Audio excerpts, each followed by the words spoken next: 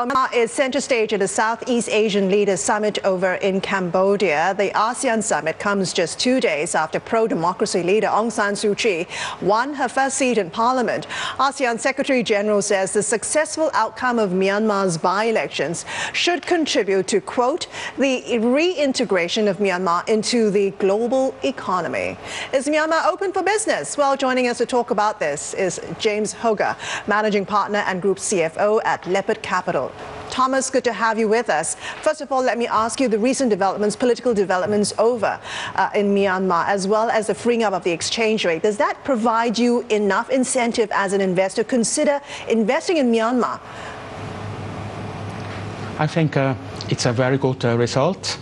Especially the reaction by the military was hardly there was no reaction, and for us it proves it's one little step into the right direction of the integration of Myanmar into the outside world. But for a foreign investor, it's only a small step. So then a lot of more work needs to be done. I mean, you need to consider that over the last 50 years, the former jewel of Asia was closed for foreign investments.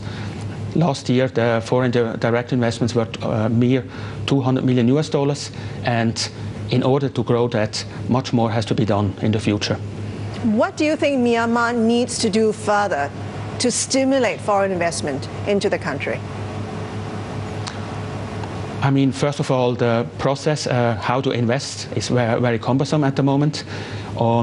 Second thing is profit and sales proceeds repatriation is also at the moment very difficult, or even not possible for foreigners. And the third thing, and that's Myanmar cannot do anything for that, is from the outside world. It's the US and European Union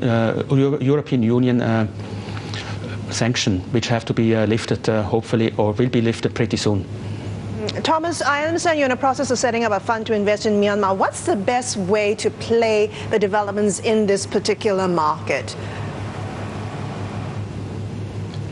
As I said, the best play is at the moment are private equity investment, so direct investments, because listed equities, even there's a stock market in Myanmar, there are two stocks listed there, are not open for foreigners yet. So foreigners have to do direct investments if they want to participate there. And there, obviously, mining, natural resources, tourism, consumer consumption, and so on, it's very attractive. Yeah, unless I suppose you could find some stocks that have local exposure, Thomas. I just want to move away from Myanmar. You talk about in your space, in the frontage space, the big four markets you focus on: Bangladesh, Vietnam, Sri Lanka and Pakistan. Out of those, which right now offers the best combination of sort of value and opportunity? At the moment, the best value and for us offers Vietnam. The market has fallen about 65 to 70% in US dollar terms from the high. Now it's slowly recovering.